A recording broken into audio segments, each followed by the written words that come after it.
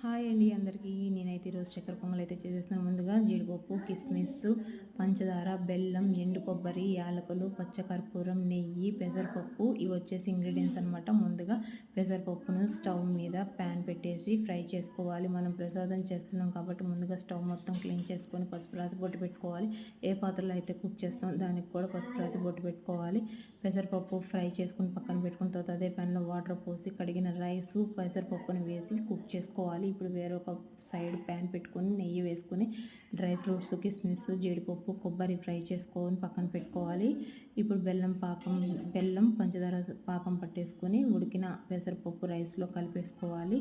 ఇప్పుడు లాస్ట్లో వచ్చేసి డ్రై ఫ్రూట్స్, మనం వేయించిన డ్రై ఫ్రూట్స్ వేసి మిక్స్ చేసుకోవాలి. మిక్స్ చేసుకుంటే ఈ బెల్లం పాకంలోనే కర్పూరం, యాలకులు, పంచదార వేసి పౌడర్ చేసుకొని పాకంలో వేసుకోవాలి.